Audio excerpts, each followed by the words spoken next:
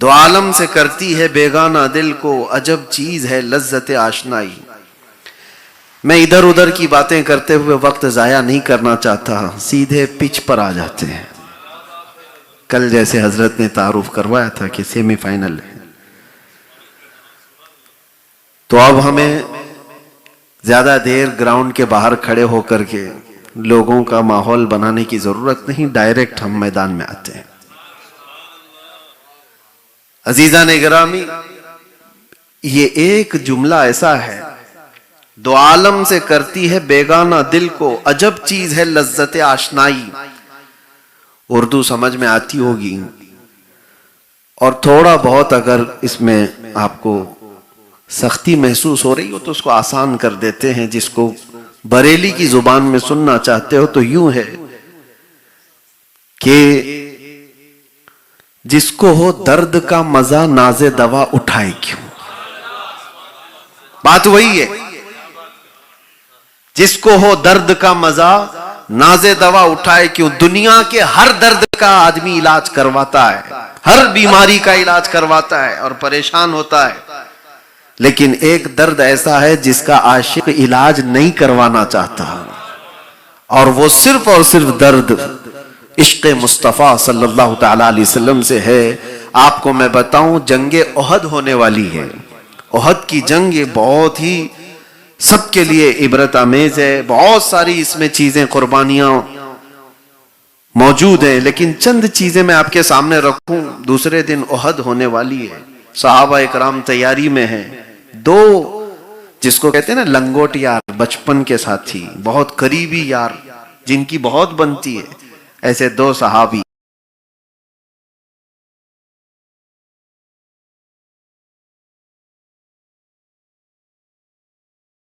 کر کے بیٹھتے ہیں، اور دونوں آپس میں بہت گہرے دوست تھے، اور کہتے ہیں کہ چلو ہم دونوں دعا کرتے ہیں، کل کیا ہونے والا ہے پتہ نہیں۔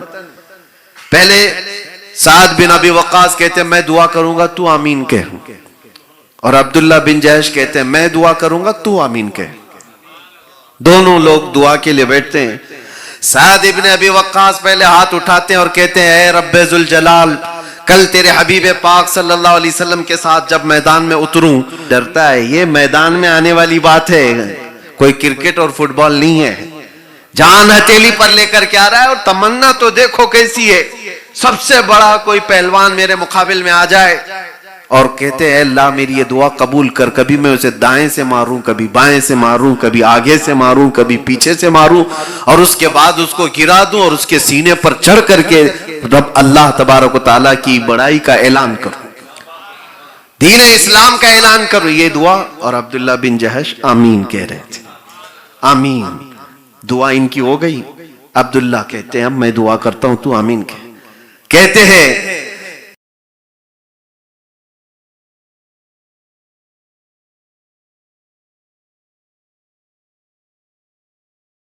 کی فوج میں گھر جاؤں، توجہ، دشمنوں کی فوج میں گھر جاؤں، کوئی مجھے دائیں سے مارے، کوئی سامنے سے مارے، کوئی پیچھے سے مارے، یہاں تک کہ میرے جسم کو چھلنی چھلنی کر دے اور میرے جسم کے ہر ٹکڑے سے تیرے نبی کی محبت کی آواز آئے۔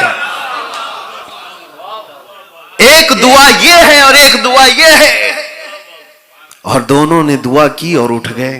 دوسرے دن کی بات بتا رہا ہوں، احد کے میدان میں، اور احد کے میدان میں بڑی بڑی قربانیاں ہیں۔ یہ وہی جنگ ہے جس میں حضور پاک صلی اللہ علیہ وسلم کے دندان مبارک شہید ہوئے، یہ وہی جنگ ہے جس میں امیر حمزہ کا چبایا کلیجہ دیکھا گیا ہے، یہ وہی جنگ ہے جس میں انس بن نذیر کی سوائے انگلی کے کوئی جسم ہی نہیں ملا تھا، یہ وہی جنگ ہے جس میں سعد بن ربیع کے جسم میں 12 نیزے مارے گئے تھے اور پیٹ پھاڑ کر کے آنتڑیاں نکالی گئی تھی، یہ وہی بہت سخت ترین جنگ تھی، مسلمانوں کے لیے بہت ہی آزمائش کا وقت تھا۔ لیکن یہ جو دعائیں ہوئی تھی، راویان حدیث کو آپ پڑھو گے تو دونوں کی دعائیں قبول ہوئی، دونوں کی۔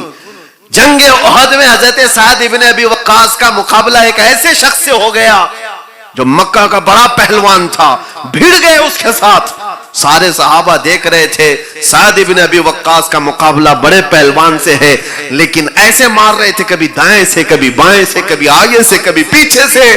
پھر وقت آیا کہ اس کو گرا دیا، اور ان کے ہاتھ میں جو پرچم تھا اس کے سینے پہ گاڑ دیا. اسی کو ہم کہتے ہیں وہ صحابہ کا نعرہ تھا لبیک یا رسول اللہ. طاقت و قوت اللہ کی طرف سے ہے. لیکن شام ہوئی, جنگ کا پانسا پلٹ گیا تھا. جنگ جو جیتی ہوئی تھی وہ شکست میں بدل گئی تھی. کفار و مشرکین غالب آ گئے تھے. 70 صحابہ کی جانیں گئی تھی. جب جنگ ختم ہوئی تو سعد ابن ابی وقاص اپنے پرانے جگری دوست کو ڈھونڈنے کے لیے نکلے. عبداللہ بن جحش کہاں ہے؟ جو اپنا گہرا یار ہوتا ہے اس کو بار بار آدمی ڈھونڈتا بھی, کہاں ہے؟ صحابہ نے خبر دی کہ وہ تو شہید ہو گئے. بہت دل پر گہرا زخم تھا جب اپنا پرانا یار دنیا سے چلا جائے. سعد ابن ابی وقاص کہتے ہیں ڈھونڈتے ڈھونڈتے میدان میں پوچھنے لگے کہ ہے کہاں عبداللہ بن جحش, ہے کہاں؟ لاشیں تو جمع کی جا رہی تھی, عبداللہ بن جحش کی لاش نہیں مل رہی تھی. تو صحابہ نے بتایا بات در حقیقت یہ ہے کہ عبداللہ بن جحش لڑتے لڑتے ایسے گھر گئے دشمنوں میں, دشمنوں نے انہیں گھیر لیا. ہم نے ان کی آخری وقت کو دیکھا ہے.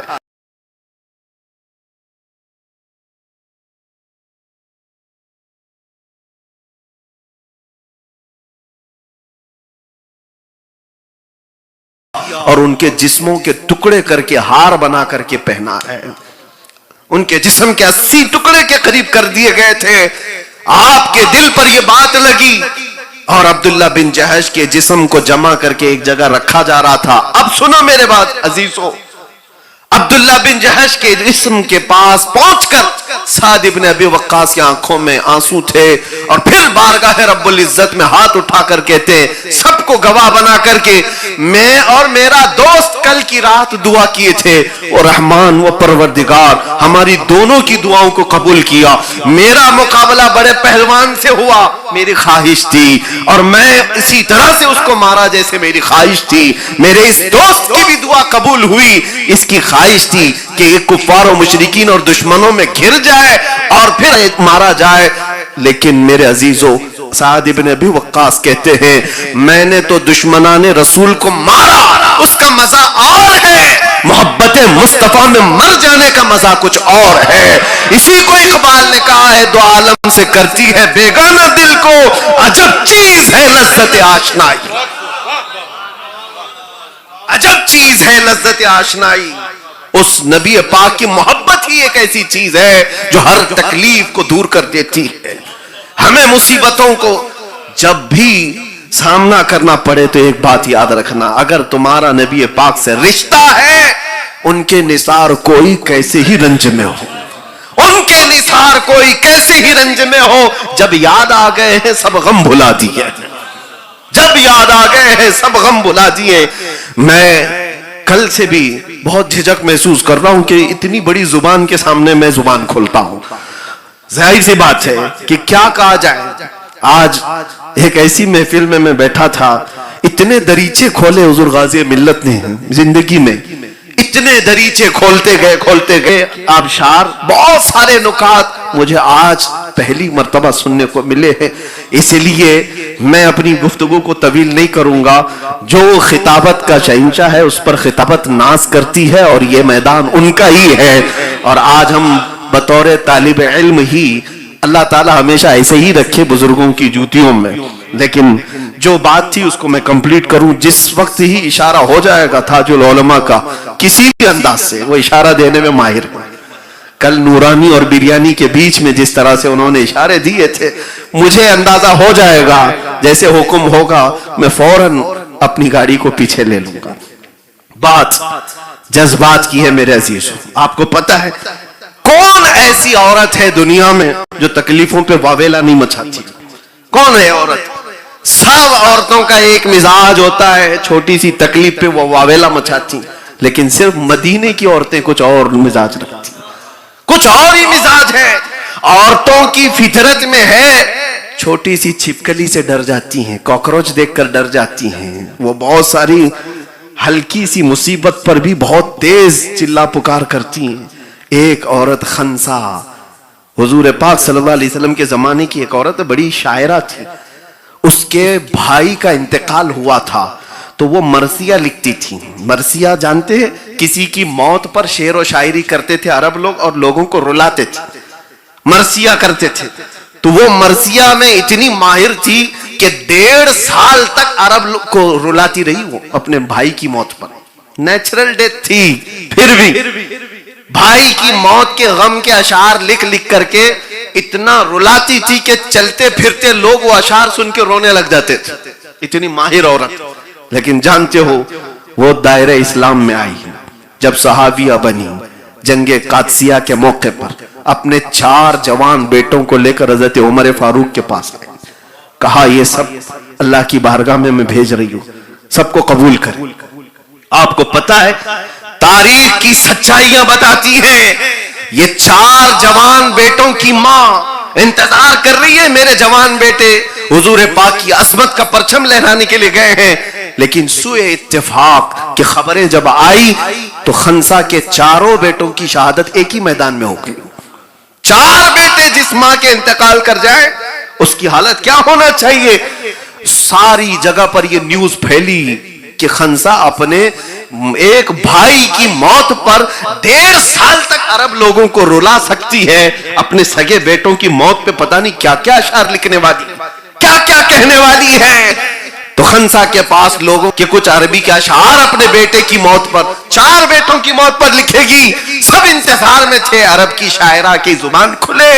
لوگ جب پوچھنے لگے خنسا اپنے 4 بیٹوں کی میت پر کیا کہتی ہو, خنسا اپنے گھر کے اندر سے کہتی ہے انا للہ و انا الیہ راجعون. اس سے زیادہ کچھ نہیں کہتی, اس سے زیادہ کچھ نہیں کہتی. کہا تو اپنے مرے ہوئے بھائی پر جتنے اشعار لکھے تھے عرب پورا روتا تھا, اپنے جگر گوشوں کی موت پر تو کچھ نہیں کہنا چاہتی. خنسا کا جواب سنو, کہتے وہ زمانہ جاہلیت کی موت تھی جب میں جاہل تھی اور میرے بچے آج جو مرے ہیں وہ عظمت مصطفیٰ پر مرے ہیں. میری تمنا یہ ہے اشعار اس وقت لکھوں گی 4 اور ملے پھر مرے, 4 اور ملے پھر مرے, 4 اور ملے پھر مرے, یہاں تک کہ میرا بڑھاپا آ جائے ایک ایک کو میں مصطفیٰ کے قدموں پر قربان کرتی جاؤ. اسی کو اقبال کہتا ہے 2 عالم سے کرتی ہے بیگانہ دل کو عجب چیز ہے لذت آشنائی, عجب چیز ہے لذت آشنائی. درد کہاں تھا ان کا, تکلیف کہاں تھی. سعد ابن ربی جن کا ذکر ابھی میں نے کیا, احد کے میدان میں پیٹ کو پھاڑ دیا گیا تھا, پیٹ کو پھاڑ دیا گیا تھا, اور جس کا پیٹ پھٹ گیا ہو 12 نیزے لگے ہوں. حضور پاک صلی اللہ علیہ وسلم احد کے میدان میں جب صحابہ لاشیں جمع کر رہے تھے تو نام لے کر کے پوچھا میرا سعد کہاں ہے. کتنی بڑی بات ہے, میرا سعد کہاں ہے. تو صحابہ کہتے ہیں 2 صحابی ڈھونڈنے کے لیے نکل گئے اور پکارتے رہے کیونکہ ان کی لاش نہیں ملی تھی, وہ زندہ ہیں بھی کہ ختم ہو گئے پتہ بھی نہیں تھا. لیکن کئی لاشیں سعد ابن ربی کے اوپر, تو جب لاشیں ہٹائی گئی تو اندر سے زندگی کی رمق نظر آئی. سعد ابن ربی زندہ تھے, زندہ تھے. اور صحابہ جو 2 آئے تھے جلدی سے اٹھایا, لیکن جسم پھٹا ہوا ہے پوری طرح سے, اپنی کہنیوں کے بل آگے بڑھ رہے تھے. سعد ابن ربی کو دیکھ کر کے دونوں صحابی نے کہا سعد تم زندہ ہو, اللہ کے نبی تمہیں یاد کر رہے ہیں. اتنا کہنا تھا. سعد ابن ربی کہنے لگے میری زندگی اتنی باقی نہیں رہ گئی شاید کہ حضور کے قدموں تک پہنچ جاؤں, لیکن میری زبان بند ہونے سے پہلے ایک بار حضور کی بارگاہ میں میرا یہ پیغام بھیج دینا, لے جانا یا رسول اللہ, آپ کے ہوتے ہوئے آپ کا سعد آپ کی حفاظت کا حق ادا نہیں کر سکا. جس کا پیٹ پھٹ گیا ہو وہ کہتا ہے آپ کی حفاظت کا حق ادا نہیں کر سکا, اور آنے والوں کو کہتا ہے سعد ابن ربی کہ حضور صلی اللہ تعالی علیہ وسلم جب تک حیات ہیں خبردار کسی کا ہاتھ حضور تک پہنچ گیا تو قیامت میں تمہارا عذر قبول نہیں کیا جائے گا. یہ نہیں دیکھا جائے گا کہ تو معذور تھا کیا تھا, حضور تک اگر کسی کا ہاتھ پہنچ گیا تو تمہارا عذر قبول نہیں کیا جائے. کر رہا ہے آدمی جس کا پیٹ پھٹ گیا ہو, جس کے جسم میں 12 نیزے لگے ہو. میں یہ واقعات دیکھتا ہوں لیکن احساس اس بات کا ہوتا ہے انگلی پر بھی زخم آ جائے تو ہم اپنے بعد کی باتیں سب بعد میں کریں, پہلے علاج کی بات کرتے ہیں. پہلے ٹھوکر جو لگی اس کو صحیح کر دو, ہمارے جسم پر جو تکلیف ہے اس کو صحیح کر دو, وہ صحابی کیسے تھے جس کا پیٹ پھٹ گیا ہو اور وہ کہتے ہیں حضور تک کسی کا ہاتھ نہ پہنچنے پائے، حضور تک کسی کا ہاتھ نہ پہنچنے پائے۔ یہی تو بات ہے میرے عزیزو، اس ایک شعر میں سمندر کو سمویا ہے اقبال نے۔ عجب چیز ہے لذت آشنائی، عجب چیز ہے لذت آشنائی۔ آشنائی پھر اس کی دنیا ہی الگ ہوتی ہے، دنیا ہی الگ ہوتی ہے۔ یہ ہم جو محبت رسول کی باتیں کرتے ہیں یہ صرف نعروں میں ہے، اصل لذت آشنائی کچھ اور ہی ہے۔ ابو بکر بن شبلی رضی اللہ تعالیٰ عنہ، ابو بکر دادا پیروں میں آتے ہیں، کہتے ہیں میری زندگی کا سب سے ڈیفیکلٹ سوال، سب سے مشکل سوال یہ ہے، اگر مجھ سے کوئی پوچھے کیا آپ کو حضور سے محبت ہے، اس کا جواب میرے لیے سب سے ڈیفیکلٹ ہے۔ کس کے لیے ہے یہ ڈیفیکلٹ؟ ابھی ہم پوچھیں گے تو دو دو ہاتھ اٹھا دیں گے سب لوگ، حضور سے محبت ہے یا نہیں۔ یہ تو آسان سوال سب سمجھتے ہیں، لیکن ابو بکر شبلی کہتے ہیں میرے لیے سب سے سخت سوال ہے۔ پوچھا گیا کیوں؟ کہا اگر اس کے جواب میں نہ کہہ دیا تو ایمان ہی چلا جائے گا، نہ کہہ دیا تو ایمان ہی چلا جائے گا، اور اگر ہاں کہہ دیا تو میرے عمل مجھے کوستے ہیں، کہاں تیرا محبوب اور کہاں تو۔ یہ میرے لیے مشکل مرحلہ ہے۔ آج ابو بکر شبلی جب یہ احساس کرتے تو ہمارا شمار کس میں؟ اٹھتے بیٹھتے جھوٹ، چلتے پھرتے دھوکے، نمازوں کا تو نام و نشان بھی ختم ہوتا چلا جا رہا ہے۔ اور وہ نوجوان قوم، میں ان سے آج ایک میسج دے کر کے رخصت ہونا چاہوں گا۔ اس صحابہ کو تمہیں بھی منہ دکھانا ہے قیامت کے دن، اے نوجوانوں جو نشہ میں ایڈکٹ ہو کر کے اپنی لائف کو برباد کر رہے ہیں۔ تمہیں پتہ ہے کہ بزرگوں نے فرمایا، حضور یہ فرماتے تھے رسول کریم صلی اللہ علیہ وسلم، تمہارے تلووں میں کانٹا بھی چبھے تو اس کا درد مجھے ہوتا ہے۔ تو جو اپنی لائف کو اپنے ہاتھوں برباد کرتا ہو وہ اپنے نبی پاک کو کتنی ٹھیس پہنچاتا ہے، کتنی تکلیف پہنچاتا ہے۔ یہ مت کہنا کہ یہ میری لائف ہے انجوائے کرنے دو مجھے۔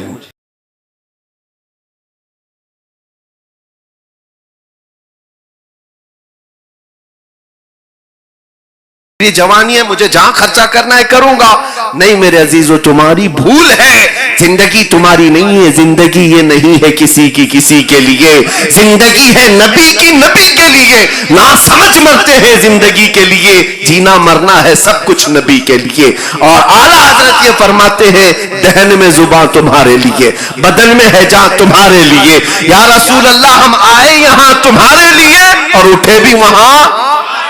یہ اصل زندگی ہماری اپنی لائف ہماری اچھا سے جینے کے لیے نہیں دی گئی، بلکہ حضور کی مرضی کے مطابق جینے کے لیے دیا گیا ہے۔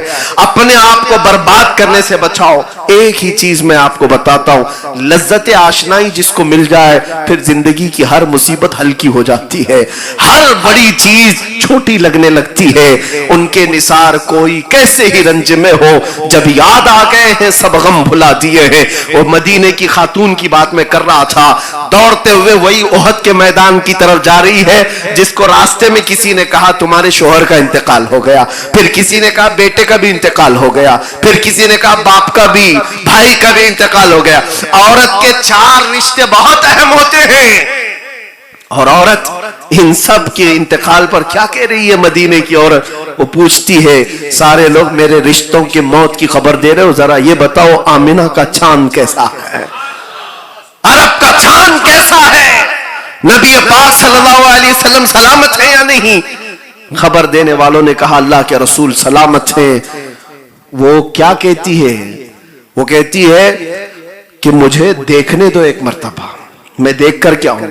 حضور کو دیکھنے کے لیے آئی، جب دیکھا تو آنچل پھیلایا اور کہا یا رسول اللہ کل مصیبت بعدک جلل، اے اللہ کے رسول آپ ہیں تو پھر ہر مصیبت ہلکی ہے۔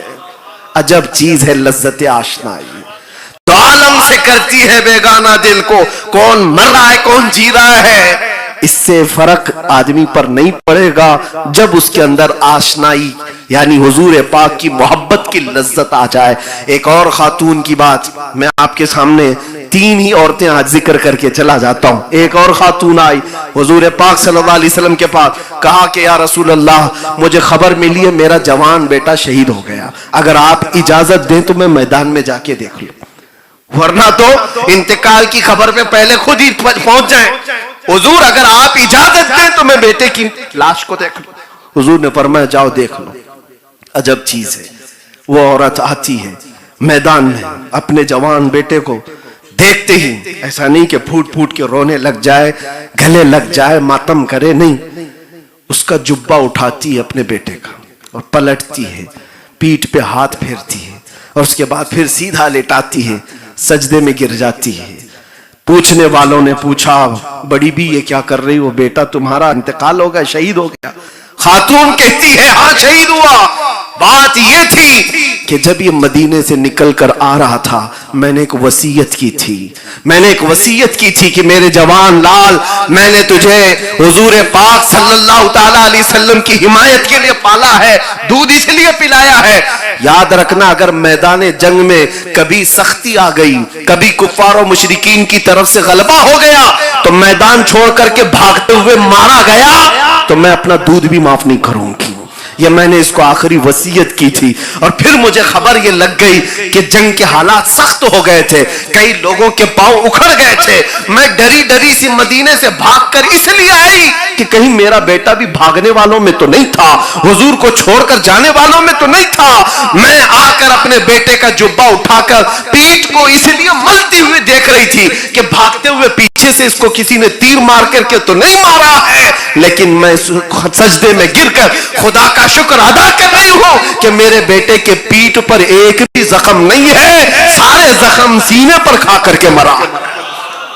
یہ بیٹے کی موت پر عورت یہ دیکھے کہ کیسے مرا ہے۔ اللہ اکبر، یہ چیز کہاں سے آئی ان خواتین؟ ایک خاتون تو آئی تھی 1.5 سال کا بچہ لے کر، حضور کی بارگاہ میں کہا آپ جنگ میں جا رہے اس کو بھی لے لیں، میرے گھر میں اس کے علاوہ کوئی نہیں ہے۔ پوچھا حضور پاک صلی اللہ علیہ وسلم نے اس کا کیا کیا جائے؟ وہ کہتی ہے میں تو جانتی ہوں یہ چل بھی نہیں سکتا، لڑ نہیں سکتا، لیکن میرے گھر میں اس کے علاوہ کوئی نہیں، میرا شوہر شہید ہو چکا پہلے، میں اس لیے بچے کو لے آئی ہوں کہ کچھ تو پارٹیسپیٹ کروں، کچھ تو حصہ لوں۔ ہاں میرا بچہ لڑ نہیں سکتا، مجاہدین صحابہ کے ہاتھ میں دے دے، کبھی مشرکین کی طرف سے تیر چلے تو میرا بچہ ڈھال کے کام تو آ سکتا ہے، ڈھال کے کام آ سکتا ہے۔ یہ کیسی قربانیوں کی بات کرتے تھے وہ لوگ، کیسی قربانیوں کی بات۔ یہاں لاٹھی ڈنڈے سے ڈر کر کے میدان چھوڑ دینے والے محبت رسول کی بات کریں۔ میرے عزیزوں ایک بات یہ ہے یاد رکھ لو، محبت مصطفیٰ کی بات کرنے کے بعد صرف حلوے پراٹھے کھانے کی زندگی نہیں ہو سکتی، آزمائش آئے گی، آزمائش ہوگی۔ کھرے اور کھوٹے کے درمیان فرق کے لیے تمہاری محبت کتنی کھری ہے یہ جانچ پڑتال کے لیے زندگی میں کچھ نہ کچھ مصیبتیں آئیں گی۔ اور حضور کی محبت کی بات کرتے ہو تو اپنے سینوں کو بھی مضبوط رکھو، اپنے ایمان کو بھی مضبوط رکھو، اس لیے کہ اس امتحان سے گزر جانے کے بعد جو پھر زندگی آتی ہے وہ پھر وہی زندگی آتی ہے جس میں جھوم کر کے بندہ صرف یہ کہنے لگ جاتا ہے کہ دو عالم سے کرتی ہے بیگانہ دل کو، عجب چیز ہے لذت آشنائی، پھر کے گلی گلی تباہ، ٹھوکریں سب کی کھائی کیوں، دل کو جو عقل دے خدا تیری گلی سے جائے کیوں۔ جس کو لذت آشنائی ملتی ہے وہ یہ کہتا ہے تنم فرسودہ جاں پارا ز ہجراں یا رسول اللہ، دلم پشمردہ آوارا ز عصیاں یا رسول اللہ، چسوئے من گزر آری من مسکین ناداری، فدائے نقش نالین کنم جاں یا رسول اللہ۔ جس کو لذت آشنائی ملتی ہے وہ یہ کہتا ہے محمد سید الکونین والثقلین والفریقین من عرب ومن عجم، نبی الامر الناہی فلا احد ابر فی قول لا من هو لا نعمی، هو الحبیب الذی ترجى شفاعته لكل هول من الاحوال مقتحم، ولن يضيق رسول الله جاهك بي اذا الكريم تجلى باسم منتقم، فان من جودك الدنيا وضرتها ومن علومك علم اللوح والقلم، يا نفس لا تقنطي من زلة عظمت ان الكبائر في الغفران كاللمم، لعل رحمة ربي حين يقسمها تأتي على حسب العصيان بالقسم، يا ربي واجعل رجائي غير منعكس لديك واجعل حسابي غير منخرم، والطف بعبدك في الدارين ان له صبرا متى تدعوه الاحوال ينهزم۔ معذرت چاہتا ہوں میرے عزیزو، وقت ہوتا تو 170 اشعار پورے پڑھ ڈالتا، اس لیے کہ لذت لذت آشنائی میں گنگنائے ہوئے اشعار ہیں. بوسیری کو جب عشق کی لذت ملی تھی تب لکھا ہوا یہ قصیدہ ہے. اور یہی بات جب پیر مہر علی کے پاس لذت آشنائی آتی ہے تو یوں کہتا ہے: متھے چمکے لٹھ نورانی کالی زلف آنکھ مستانی مخمور اکھیں ہن مدھوریاں اس صورت نو میں جان اکھاں کی جان جہاں اکھاں سچ اکھاں رب دی شان اکھاں اس شان تو شانہ سب وڑیا. سبحان اللہ ما اجملکا ما اکملکا ما احسنکا. کتھے مہر علی کتھے تیری سنا گستاخ اکھیں کتھی جا اڑیاں. یہی لذت آشنائی اقبال کے پاس آتی ہے تو کیا کہتا ہے: ہو نہ یہ پھول تو بلبل کا ترنم بھی نہ ہو, چمن دہر میں کلیوں کا تبسم بھی نہ ہو نہ یہ ساقی تو میں بھی نہ ہو, خم بھی نہ ہو, بزم توحید دنیا میں نہ ہو, تم بھی نہ ہو. خیمہ افلاک کا استادہ اسی نام سے ہے, نبض ہستی تپش آمادہ اسی نام سے ہے. اقبال کو جب لذت آشنائی ملتی ہے تو وہ یہ کہتا ہے کہ محمد سے وفا تو نے تو ہم تیرے ہیں, یہ جہاں چیز ہے کیا لوح و قلم تیرے ہیں. یہی لذت آشنائی بریلی میں آتی ہے تب یوں کہا جاتا ہے وہ کمال حسن حضور ہے کہ گمان نقص جہاں نہیں, یہی پھول خار سے دور ہے, یہی شمع ہے کہ دھواں نہیں, تیرے آگے یوں ہیں دبے لچے فصحا عرب کے بڑے بڑے, کوئی جانے منہ میں زبان نہیں بلکہ جسم میں جان نہیں. کرو مدح اہل دول رضا پڑے اس بلا میں میری بلا, میں گدا ہوں اپنے کریم کا میرا دین پارے نہ نہیں. اللہ تبارک و تعالی حضور پاک صلی اللہ تعالی علیہ وسلم کی لذت آشنائی ہم سب کو عطا فرمائے.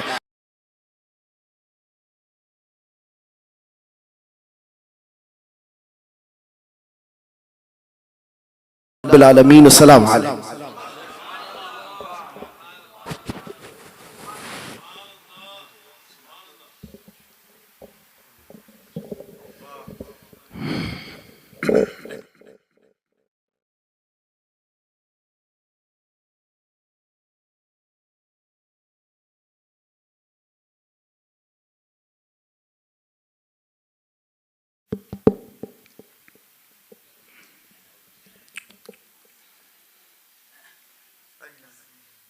الحمدللہ ثم الحمدللہ.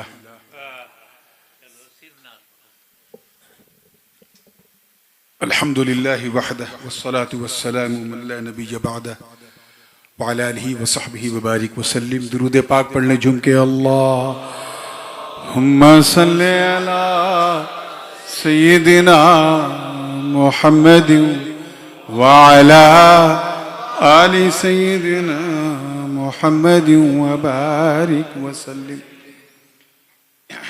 بات عشق کی چھڑی ہے تو میں بھی حضور کا ایک ادنا سا ناطخواں ہوں. میرا بھی خمیر کہیں نہ کہیں ترنم ہی کی مٹی سے گوندا گیا ہے. تو ایک بالکل جو مجھے بہت عزیز ہے وہ نعت پاک سناتا ہوں کیونکہ اب وقت بالکل اجازت نہیں دے رہا ہے, اور جس کو پورے حوصلے کے ساتھ سننا ہے تو ڈو ناٹ فرگیٹ کل ٹمورو انشاءاللہ تعالیٰ ICC میں اسلامک کلچر سینٹر میں تشریف لائیے گا. عرس مخدوم سمنانی بھی ہے, مولد پاک مصطفیٰ بھی ہے, اور عرس اعلیٰ حضرت فاضل بریلوی بھی. وہاں کوئی ٹائم کی پابندی نہیں ہوگی انشاءاللہ, اور بریانی کی مصیبت بھی نہیں ہوگی. تو بالکل آرام سے آپ لوگوں کو سننا ہے. بس نعت پاک کے چند اشعار, اس کے بعد انشاءاللہ کچھ ناصحانہ کلمات وقت رہے تو والد صاحب انشاءاللہ پیش کریں گے. مطلع نظر کر رہا ہوں, پھر جی لگا کے درود پاک پڑھ لیں. اللہم صلی علی سیدنا محمد وعلی آل سیدنا محمد وبارک وسلم. مطلب دیکھیے, خیال و فکر, ایک مصرع پڑوسی ملک سے آیا تھا, اسی پہ گرہ لگاتے لگاتے پورا کلام تیار ہو گیا. خیال و فکر کی پھر آج حاضری ہوئی ہے, خیال لو فکر کی پھر آج حاضری ہوئی ہے خیال و فکر کی پھر آج حاضری ہوئی ہے کہ نعت لکھنے کی ہمت مجھے ملی ہوئی ہے کہ نعت لکھنے کی ہمت مجھے ملی ہوئی ہے اور شعر دیکھیے خدا کے سامنے حاضر ہے میرا دفتر جرم خدا کے سامنے حاضر ہے میرا دفتر جرم نگاہ ان کی شفاعت پہ بس ٹکی ہوئی ہے نگاہ ان کی شفاعت پہ بس ٹکی ہوئی ہے اور یہ اس میں برجستگی دیکھیے گا مولانا پوری توجہ کے ساتھ کہ گناہ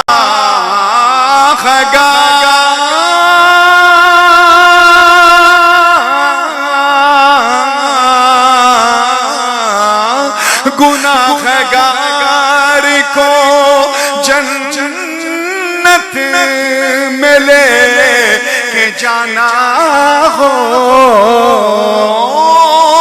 گناہگار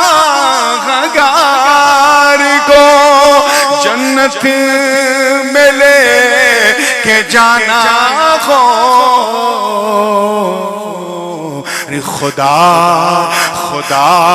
نے اس کی اجازت نبی کو دی ہوئی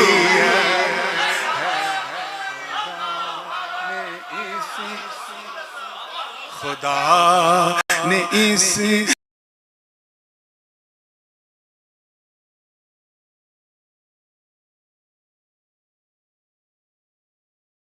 اب آپ لوگ اتنا اچھا سن رہے ہیں تو میں پوری نعت پڑھ دیتا ہوں ہے نا تقریر کا کوٹا انشاءاللہ کل بس وہ جو عشق کی مالا آپ نے ابھی پہنی ہے اور مفتی صاحب نے پہنایا ہے میں چاہتا ہوں وہ اس کے پھولوں کی تازگی بنی رہے اسی رنگ میں سنے تو مزہ آئے گا کہ میں ان کی ذات کے بارے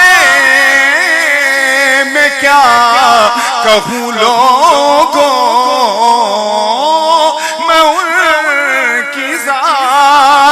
کے بارے میں کیا کہوں لوگوں بشر کے بھیس کے پردے میں جو چھپی ہوئی ہے بشر کے بھیس کے پردے میں جو چھپی اور بھی یہ شعر دیکھیں بالکل سہل ممتنع میں بڑی آسانی سے کہا ہے کہ خدا نے نور سے اپنے بنا یا جن کا نور خدا نے نور سے اپنے بنا یا جن کا یہ کائنات اسی نور سے بنی ہوئی ہے کائنات اسی نور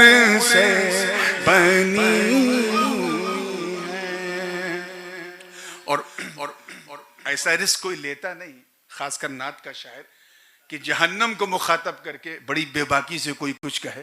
بس کرم ہوا ہے اور نبھایا ہے. توجہ چاہوں گا کہ تو مجھے کو کیسے سنبھالے گیا تیش دوزخ. میں نے جلانے کی بات نہیں کی، سنبھالنے کی. توجہ رہے، توجہ کے ساتھ.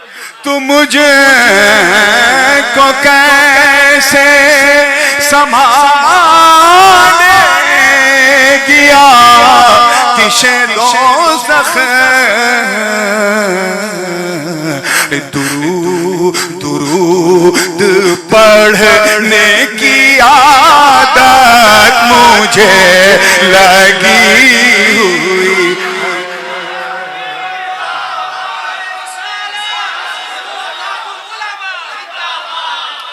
تو مجھے کو کیسے سنبھالے گیا تیش دوزخ. درود پڑھنے کی عادت مجھے لگی ہوئی ہے. اب حاصل کلام حضور غازی ملت کی قدم بوسی کرتے ہوئے، دعائیں لیتے ہوئے، بلکہ یہ وہ شعر ہے جس شعر نے پورے کلام کو کہلوا دیا. توجہ چاہوں گا زندگی کے ساتھ. تیار ہیں نا آپ لوگ؟ واقعہ بڑا مشہور ہے، شعر میں اسے رویا ہے کہ بغیر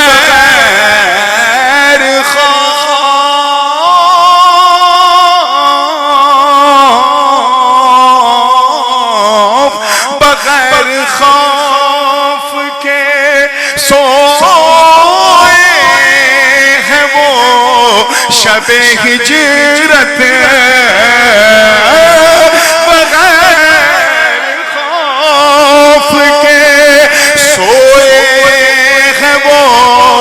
شب ہجرت علی کی جان کی ضمانت نبی نے لی ہوئی ہے. علی کی جان کی ضمانت نبی نے لی ہوئی ہے. مقطع سماعت کر لیں توجہ کے ساتھ. اب وہ جو مصرع آیا تھا پڑوس سے، اس پر جب گرہ لگائی تو اسی میں مقطع ہو گیا. اور گرہ بھی ایک نہیں دو لگی، انشاءاللہ دونوں سناؤں گا. توجہ کے ساتھ دیکھیے گا کہ میں پل صراط سے کیوں وجد میں نہ گزروں نور. میں پل صراط سے کیوں وجد میں نہ گزروں نور. میرے لیے میرے آقا نے بات کی ہوئی ہے. لیے میرے آقا نے بات کی. اور دوسری گرہ سنیں، دوسری گرہ بھی اس میں تو مقطع تھا، تخلص تھا. دوسری گرہ ہے کہ فرشتوں روکو نہ مجھے کو دخول جنت سے. میرے لیے میرے آقا نے بات کی ہوئی ہے. اعلیٰ حضرت یوں کہا کہ رضا وجد کر کے یوں پل سے گزریے. میرے لیے میرے آقا نے بات کی ہے. السلام علیکم. السلام علیکم.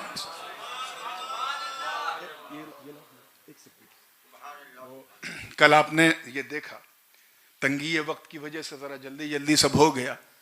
حضرت علامہ مفتی غفران صاحب قادری اشرفی کو حضور غازی ملت کی دعاؤں کے ساتھ اس فقیر نے خلافت دی. آج اس خلافت پہ مہر لگا کے لایا ہوں تاکہ یہ عند المشائخ سند بھی رہے. تو میں چاہوں گا کہ حضرت کے ہاتھ سے نعرہ لگا دو بھائی.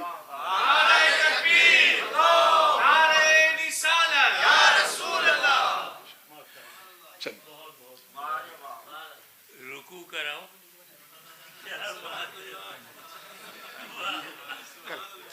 اللہ آپ کو سلامت رکھے. ایک ہی جملے میں پوری تقریر ہو جاتی ہے.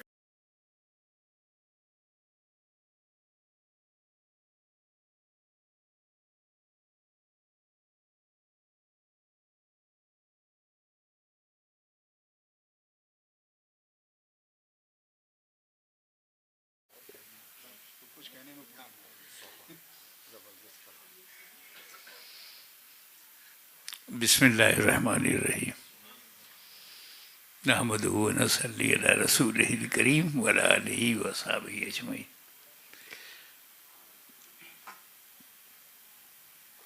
میں ٹائم کا بڑا پنکچوئل ہوں اور مجھے پتا ہے کہ 10 بجے جلسہ ختم ہو جانا چاہیے.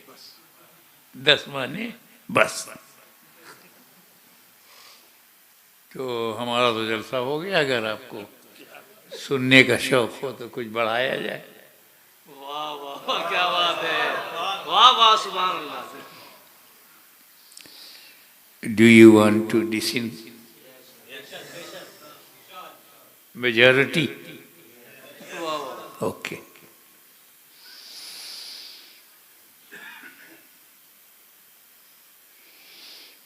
جب یہ حضرت علی کا ذکر کر رہے تھے نورانی میاں کہ بلا خوف و بستر پر سوئے تھے تو میں نے سوچا اللہ اسی کو ایکسپلین کر دوں. ہجرت کی رات ہے, نبی کی ذات ہے, علی کا ساتھ ہے, ہاتھ میں ہاتھ ہے, تجلیوں کی برسات ہے, کافروں کی گھات ہے. واللہ کیا بات.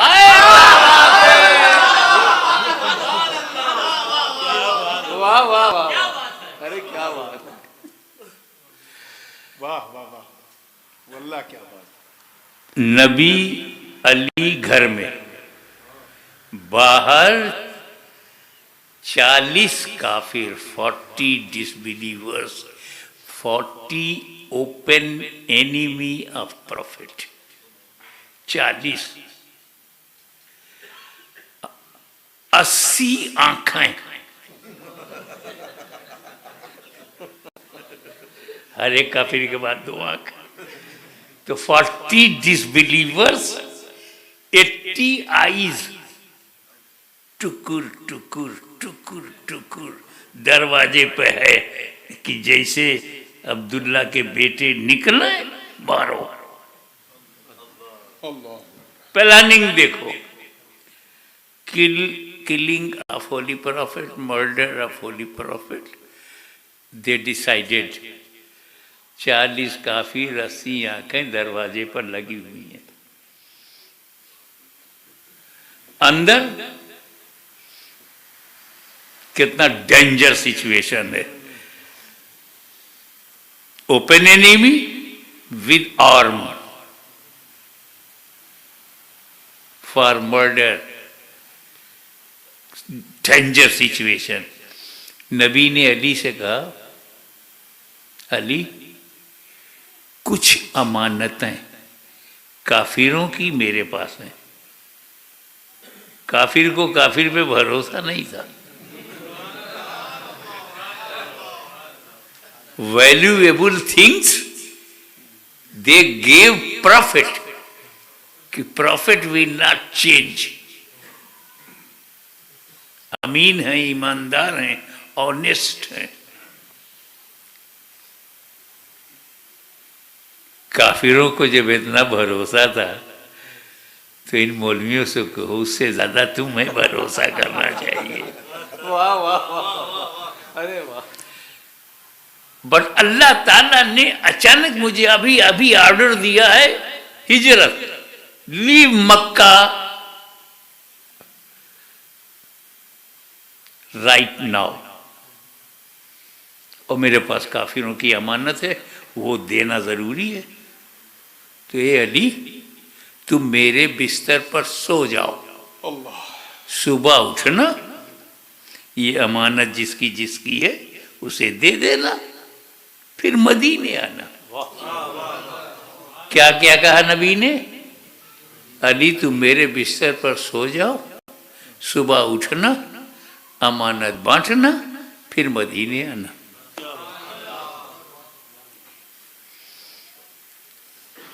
اور ادھر مولا علی سو گئے تو کیا کہا؟ اتنی سویٹ، ڈیپ، کمفرٹیبل نیند جو اس رات مجھے بستر رسول پر آئی، لائف میں کبھی نہیں. اتنی چین کی نیند میں کبھی سویا نہیں. سوچو 40 کافر ہتھیار لے کے مرڈر کی نیت سے آئے ہیں اور مولا علی چین سے سو گئے. اپنے گھر سوچ، رات میں 2 بجے 4 پولیس والے آ جائیں، دروازہ ناک کریں، پوری فیملی کی نیند اڑ جائے گی. حالانکہ وہ ڈیوٹی پہ آئے ہیں، پھر بھی. اور وہاں کلر آئے ہیں بستر موت پر، bed of death, possible death, اور مولا علی چین سے سو گئے.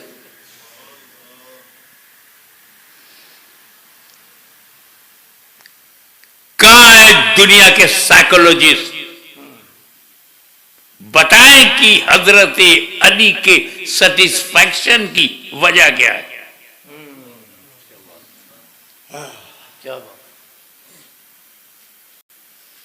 ارے مولا علی تو ان لوگوں میں سے تھے جو موت کو ہر وقت possible, death can come anywhere at any time, in any condition. بچہ پیٹ میں ہے مر گیا، پیدا ہوا مر گیا، 1 ڈے میں مر گیا، 1 ویک میں مر گیا، 1 منتھ میں مر گیا، 1 ایئر. اور کچھ 90+ ہیں، مرنے والے ہیں. تو پتہ نہیں کس حالت میں موت آ جائے. تو جب موت نے یہ کہا کہ میں کسی بھی کنڈیشن میں آ سکتی ہوں، تو مسلمانوں نے کہا آئی ایکسپٹ یور چیلنج. تم کسی حالت میں آ سکتی ہو، ہم کبھی بری حالت میں نہیں رہیں گے. ہم کبھی شراب کی حالت میں نہیں ہوں گے، سنیما دیکھنے کی حالت میں نہیں ہوں گے، ہم جوا کھیلنے کی حالت میں نہیں ہوں گے، ہم ڈرگ کی حالت میں نہیں ہوں گے، ہم حرام کی حالت میں نہیں ہوں گے. جب ہوں گے تو اچھی حالت میں ہوں گے، تو چاہے جب آ. تو مولا علی جانتے تھے کہ موت کبھی بھی آ سکتی ہے، اور جس کو یہ یقین ہو کہ موت کبھی بھی ابھی بھی آ سکتی ہے، وہ چین سے کیسے سوئے؟ موت کا یہ خیال، موت کی فکر، ڈیتھ کا تصور، کیسے چین سے سوئے؟ لیکن آج کی رات مولا علی کو یقین تھا کہ میں کبھی بھی مر سکتا تھا، آج کی رات مجھے موت نہیں آ سکتی. آج کی رات مجھے موت نہیں آ سکتی، کیونکہ میرے نبی نے یہ کہا ہے کہ میرے بستر پہ سو جاؤ، صبح اٹھنا، امانت بانٹنا، پھر مدینے آنا. تو میرے نبی نے گارنٹی لے لیا کہ میں صبح اٹھوں گا، امانت بانٹوں گا، مدینے پہنچوں گا.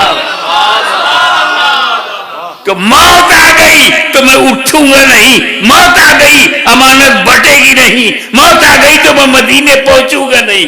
اور جب نبی نے گارنٹی لے لیا تو مطلب ہے کہ آج کی رات میں سیف ہوں، چین سے سو گیا،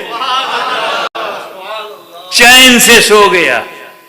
اب جملہ سنو، جس کی گارنٹی نبی لے لے، جس کی گارنٹی نبی لے لے، وہ علی ہوتا ہے، علی علی ہوتا ہے، علی، اور جس کی گارنٹی علی لے لے وہ ولی ہوتا ہے، ولی۔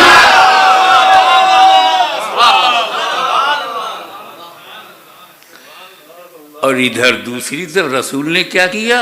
کنکری لیا اپنے ہاتھ سے، نبی نے پیسز آف اسٹون، پیسز کنکری لیا، دروازہ کھولا، اور 40 کافر ایسے تھے، 20 اس طرف تھے، پھر بڑا لمبا گیپ، 3-4 فٹ کا گیپ، اور دوسری لائن میں دوسرے 20۔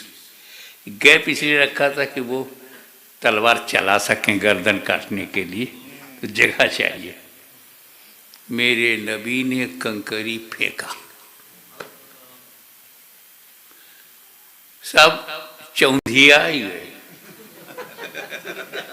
واہ واہ، اندھیرا ہی گئے، ایوری کافر بیکیم بلائنڈ، دیکھا ہی نہیں، اور نبی چلے گئے۔ رکو، کنکری کس نے سلیکٹ کیا تھا؟ نبی نے۔ ہاتھ کس کا ہے؟ نبی کا۔ کنکری پھینکنے والے کون ہیں؟ نبی۔ ہسٹری میں ہے کہ نبی نے پھینکا، تاریخ میں ہے نبی نے پھینکا، کتابوں میں ہے کہ نبی نے پھینکا، مگر اللہ کچھ اور کہہ رہا۔ وما رمیت اذ رمیت ولکن اللہ رمی۔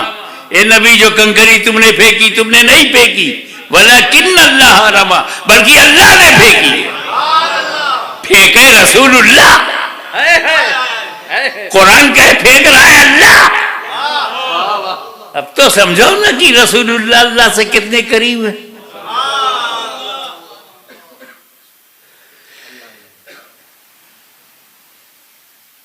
اب کافر بہت ویٹ کیے، wait and watch, wait and watch, اور رسول پاک چلے گئے ہم سامنے سے، سب جاگ رہے۔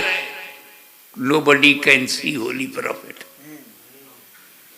Everyone is awaking, is standing position with arm, but nobody can see. اور رسول چلے گئے۔ وہ ریئلی رسول جا رہے ہیں، کافر کو دکھائی نہیں دیے۔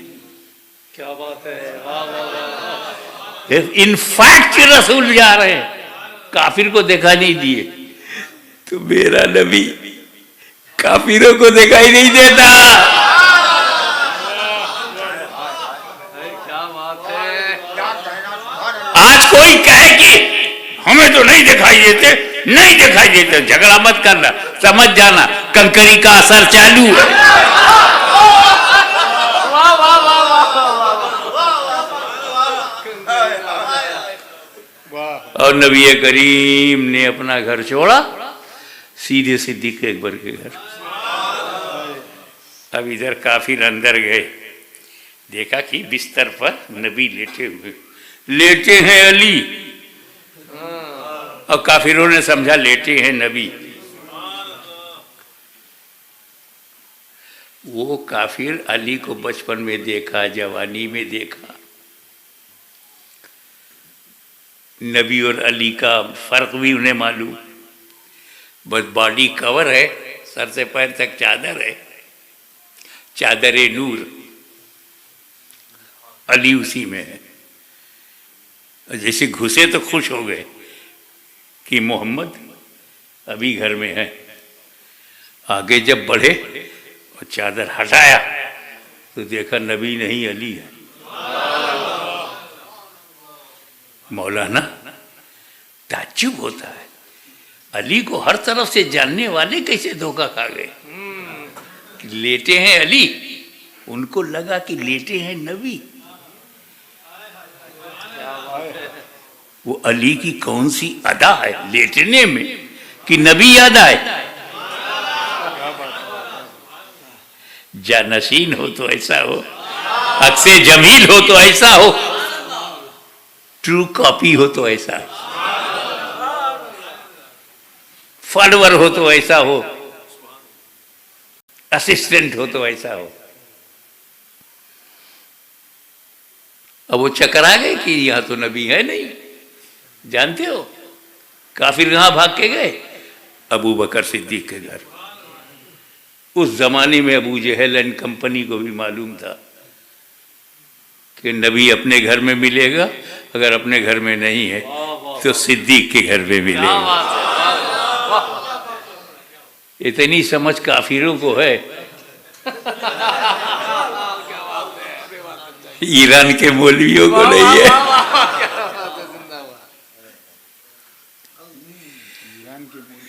क्या बात है, बहुत खूब, बहुत खूब।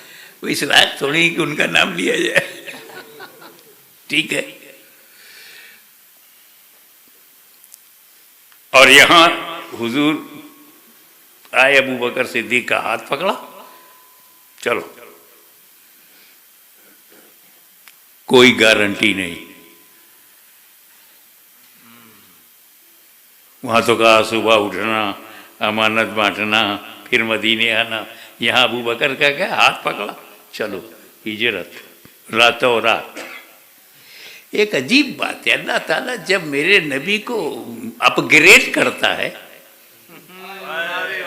तो रातों रात। अरे वाह वाह वाह। जब मक्का से लामक्का ले जाना हुआ, रातों रात। सुब्हानल्लज़ी असरा बिअब्दिही लैलम मिनल मस्जिदिल हराम इलल मस्जिदिल अक़सा। पाक है वो जात जो ले गई रातों रात। और जब सेव करना हुआ, मंजिल बुलंद करनी हुई, तो मक्का से मदीना रातों रात।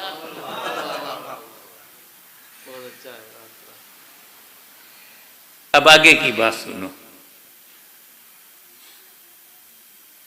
लग गए काफिर, कदम पहचानने वाले, निशान पहचानने वाले, रास्ता पहचानने वाले, सब expert to find out where is holy prophet, where is profit.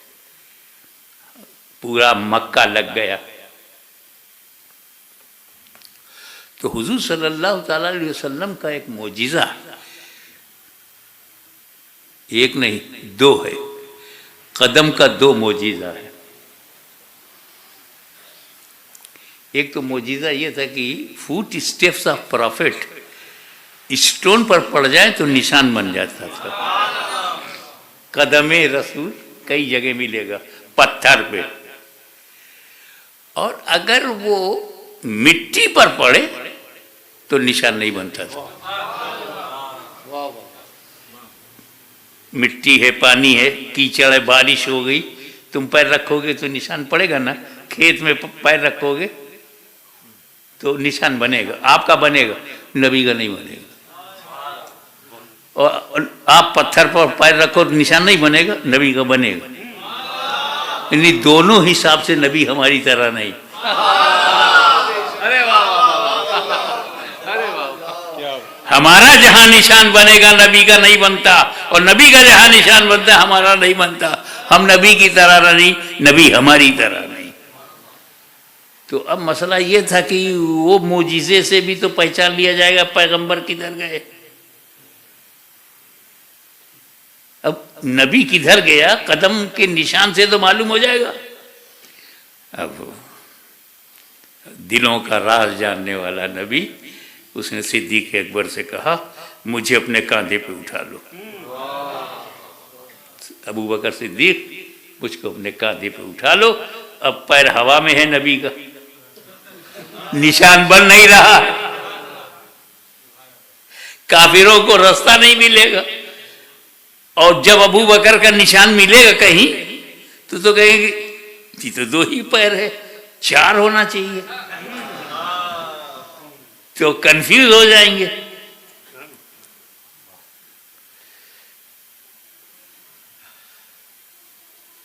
तो नबी को कंधे पर उठाकर सिद्दीक अकबर चल पड़े।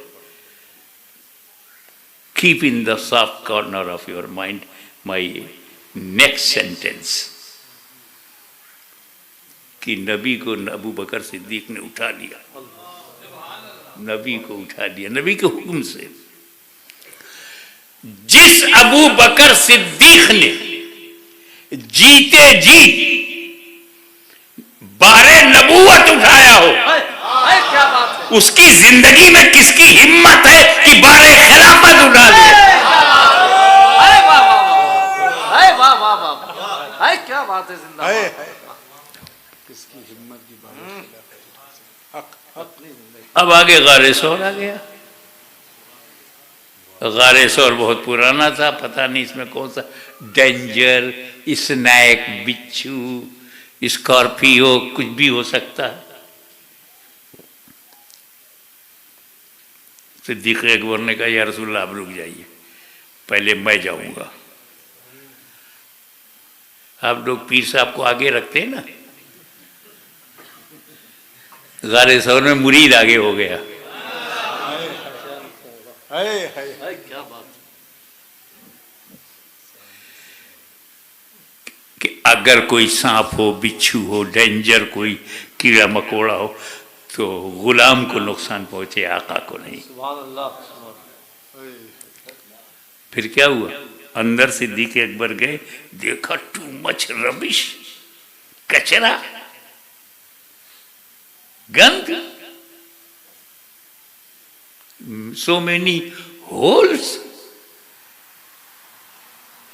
کلین کیا، صاف کیا ابو بکر صدیق نے.